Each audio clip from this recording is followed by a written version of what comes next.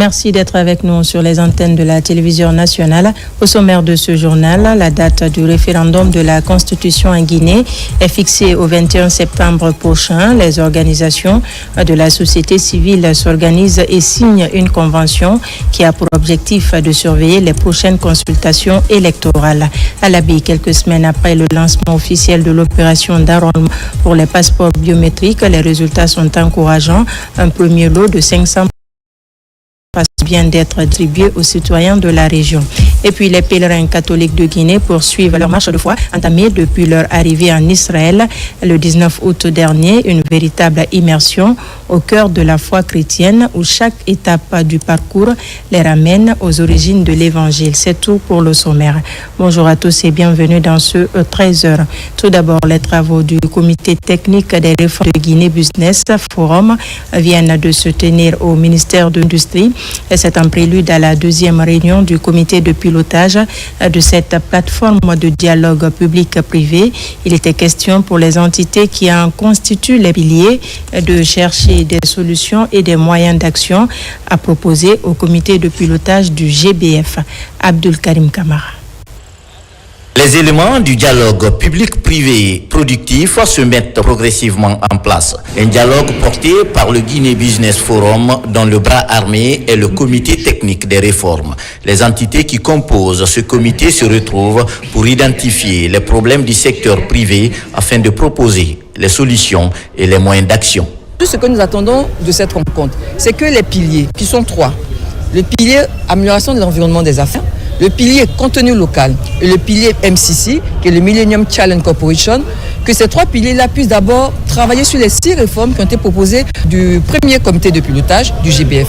Ensuite, qu'ils puissent identifier des bonnes réformes. Tout cela dans le sens de faire de notre secteur privé aujourd'hui un outil de la croissance économique de la Guinée. La rencontre consiste à préparer la deuxième réunion du comité de pilotage du Guinée Business Forum. Ces travaux marquent une étape cruciale dans la démarche d'amélioration continue voulue par le ministère de l'Industrie et des PME.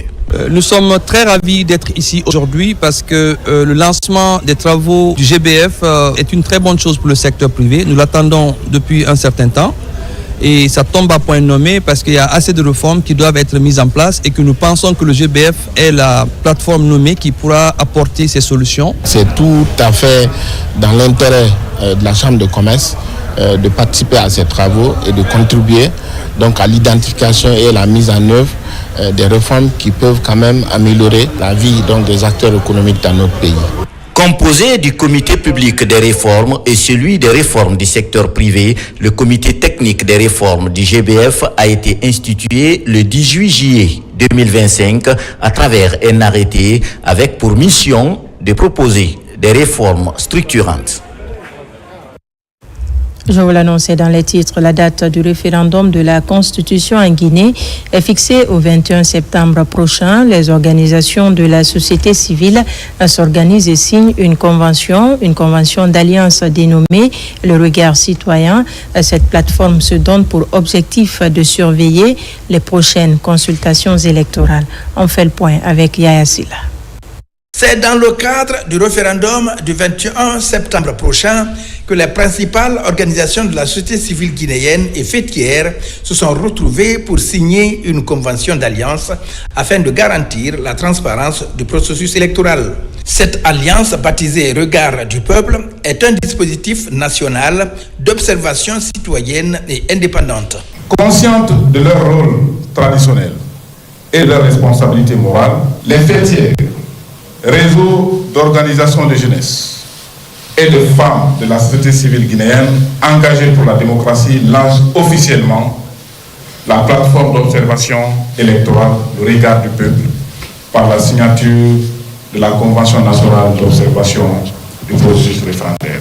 En travaillant en synergie, les organisations de la société civile et leurs fêtières réaffirment leur rôle essentiel de veille citoyenne et leur engagement dans le processus électoral juste et crédible en accord avec les aspirations de paix. Cette plateforme de surveillance électorale travaillera sur toutes les questions liées au processus électoral, qu'elles soient des droits de l'homme, qu'elles soient sur les questions de genre, qu'elles soient sur les questions liées au respect des droits électoraux, liés au respect des procédures, liés au respect des bonnes pratiques qui doivent conduire à un processus électoral apaisé, un processus électoral crédible, un processus électoral accepté par tous.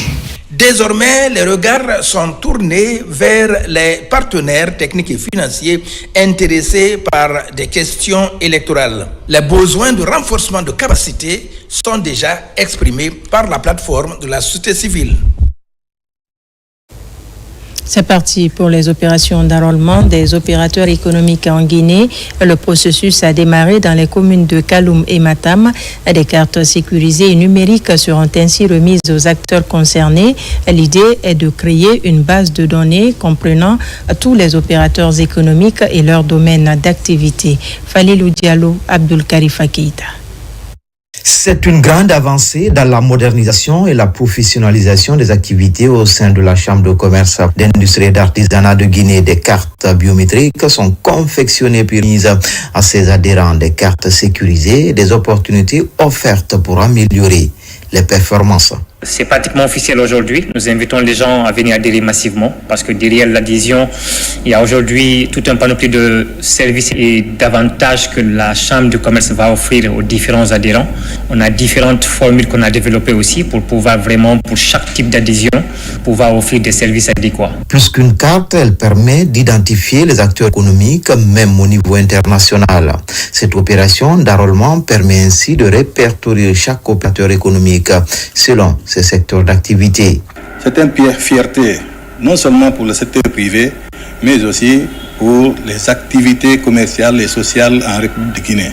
Ce n'est pas qu'une carte simple, mais c'est une carte qui enveloppe beaucoup d'autres soutiens, qui permet aujourd'hui de dire que non seulement l'identité des opérateurs économiques qui étaient absents dans la sphère commerciale en République de Guinée, mais ces cartes, non seulement ils peuvent représenter les opérateurs économiques au niveau national, mais au niveau régional et international. Déjà, l'opération est lancée à Kaloum avec l'enrôlement des présidents et autres acteurs clés dans le fonctionnement de cette institution consulaire indispensable dans l'essor économique de la Guinée. Dans l'actualité également, à la baie, quelques semaines après le lancement officiel de l'opération d'enrôlement pour les passeports biométriques, les résultats sont encourageants. Un premier lot de 500 passeports vient d'être distribué aux citoyens de la région, un engagement que les autorités sont en train de tenir, un ouf de soulagement pour les populations locales. Abdoulaye Diallo, Sarafdine Diallo. Aujourd'hui, l'obtention de tout document administratif essentiel de voyage comme le passeport ou la carte d'identité nationale biométrique à l'arrière-pays est devenue une réalité. À l'image de cette distribution d'un premier lot de plus de 400 passeports, une politique qui matérialise la volonté de refondation des autorités guinéennes à travers le ministère de la Sécurité.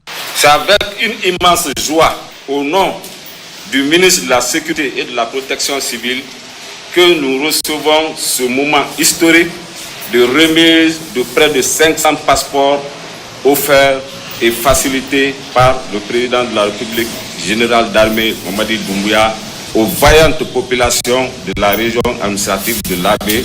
Un sentiment de satisfaction et de remerciement vis-à-vis du gouvernement par rapport à tout ce qu'ils ont mis en place pour leur implication et leur soutien dans la mise en place du service de passeport biométrique dans la région administrative de l'Abbé. Les citoyens bénéficiaires de ce sésame sont reconnaissants des efforts du gouvernement qui ambitionne de rapprocher les services de l'administration publique aux populations.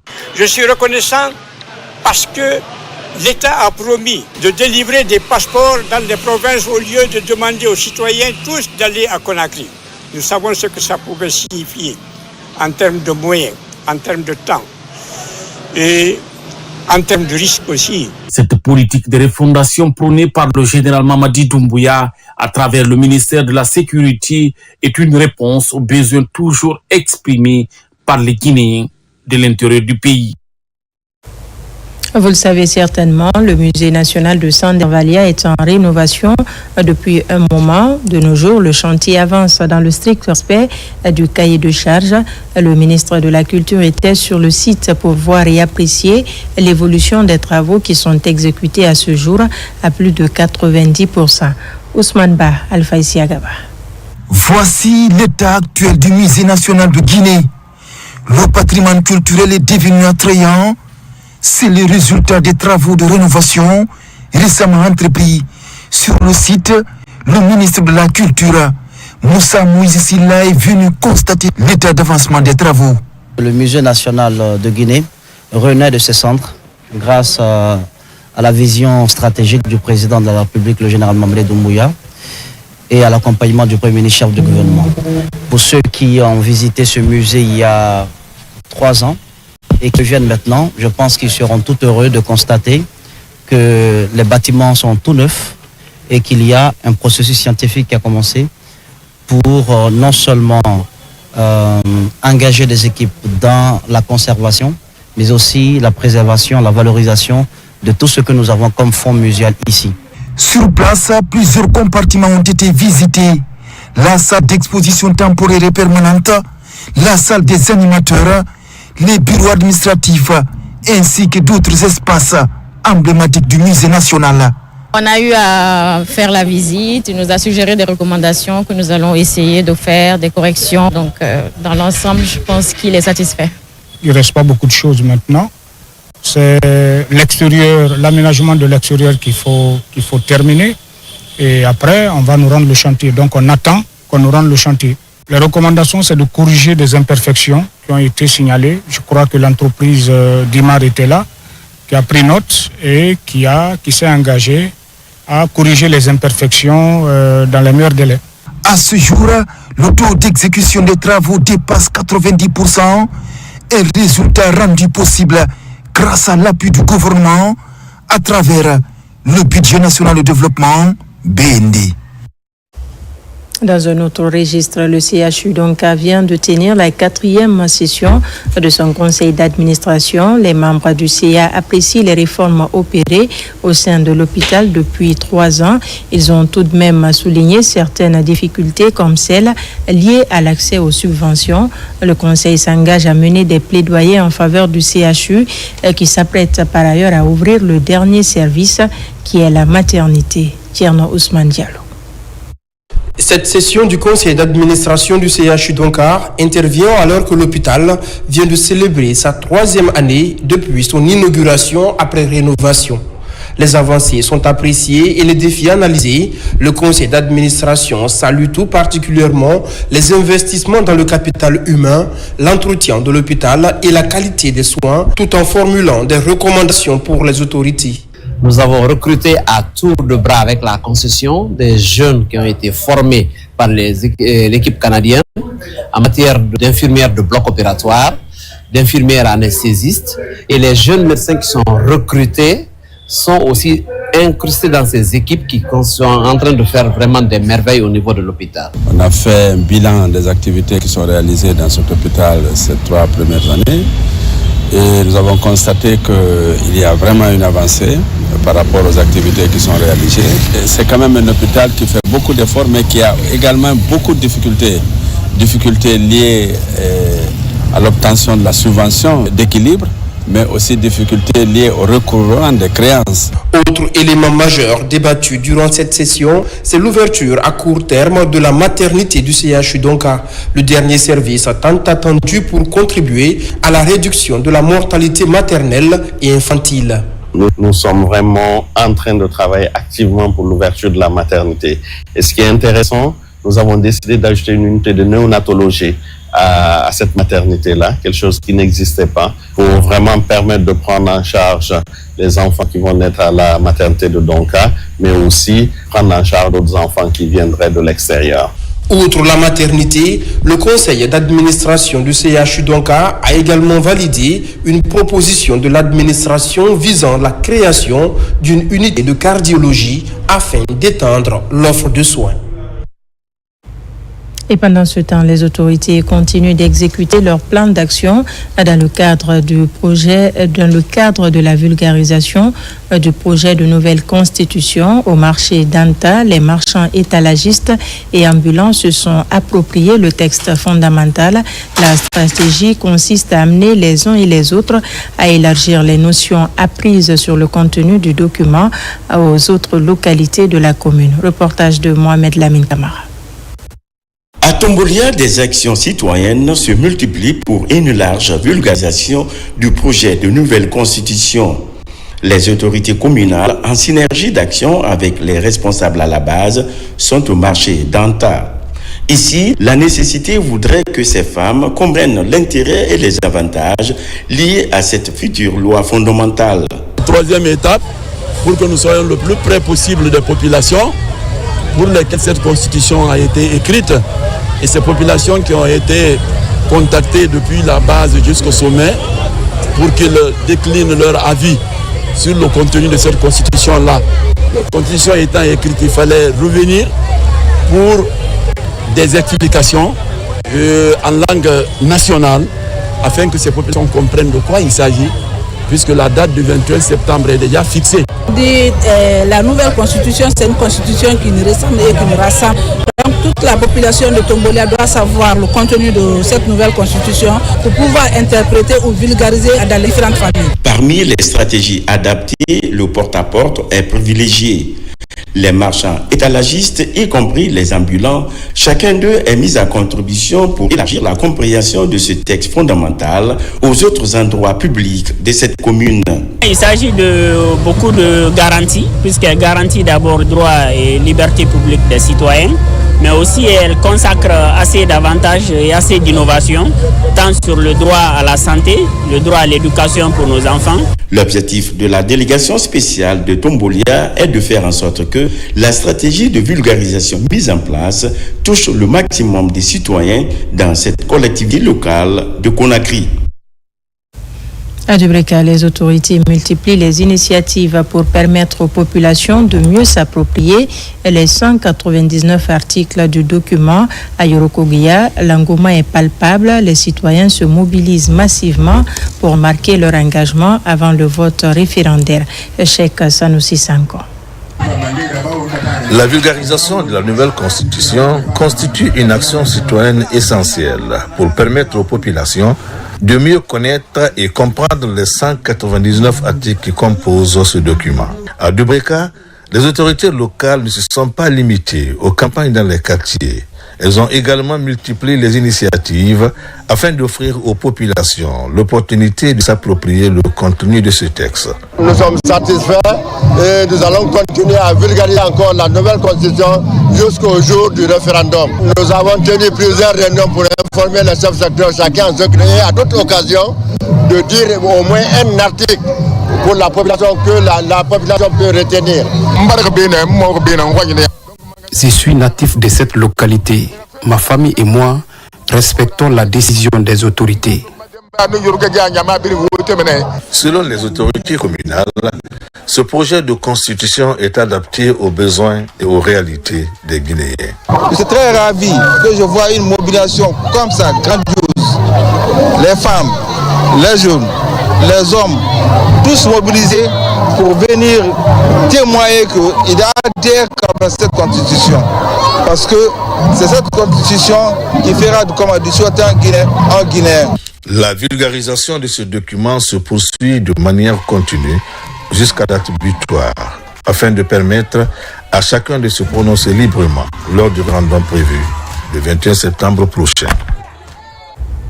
Aussi, la mission diplomatique de Guinée à Malaisie est à pied d'œuvre dans la vulgarisation du projet de nouvelle constitution. Kuala Lumpur est la première ville choisie par l'ambassadrice Hadia Koumba Diop et son équipe.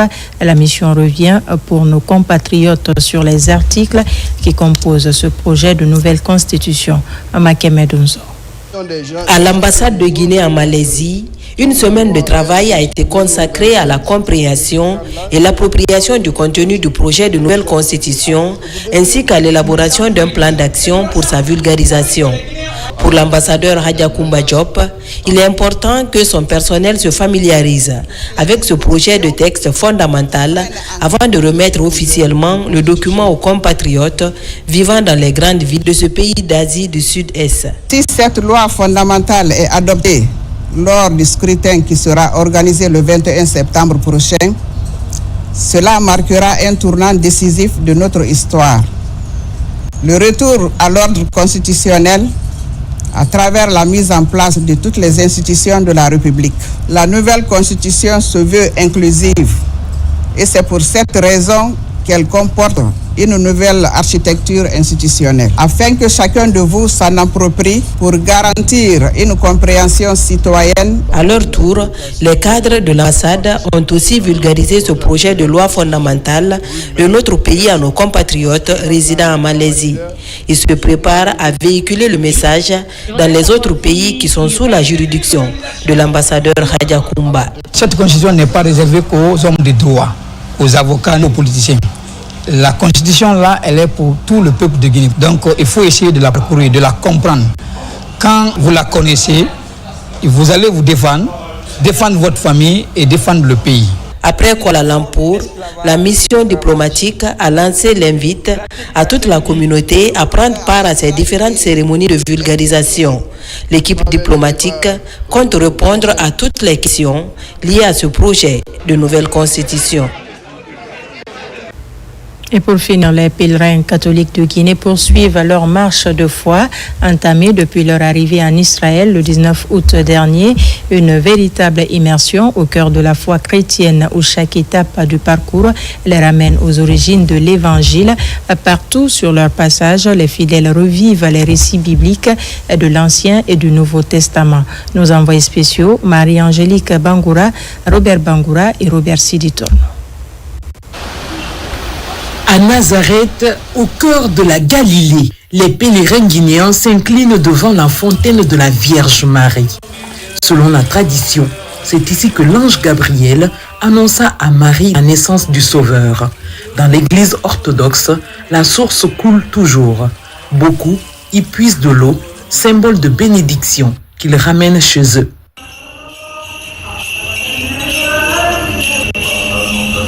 Direction ensuite le mont Tabor, perché à près de 4000 mètres d'altitude, au lieu de la transfiguration. C'est là que Jésus révéla sa gloire à Pierre, Jacques et Jean. Une messe solennelle a été célébrée par Monseigneur Moïse Tenkiano. Dans une ferveur intense, les fidèles ont prié pour la paix et la réconciliation en Guinée. J'ai prié non seulement pour l'institution qui m'a amené, aussi j'ai prié pour ma famille et j'ai aussi prié pour la Guinée. Surtout hier, je me suis dit que le Seigneur qui a permis, Dieu qui a permis à ce que le Christ soit transfiguré, transfigure aussi le pays, notre pays, la Guinée. La présence du Seigneur en ces lieux, et ça nous a rappelé les traces dans l'Ancien Testament jusqu'au Nouveau Testament. Nous avons compris en profondeur c'est quoi l'Église catholique. Tout ce que nous entendons pendant les messes, les homélies, nous sommes arrivés sur le lieu saint. Chaque étape de ce pèlerinage est une immersion dans l'Évangile. Nazareth, le mont Tabor, le mont Carmel, mémoire du prophète Élie ou encore le sanctuaire Stella Maris. Des lieux chargés d'histoire où se côtoient juifs, chrétiens et musulmans, rappelant que la Terre Sainte est un appel universel à la foi et à la paix. Voilà qui m'a fait à ce journal. Merci de nous avoir reçus chez vous.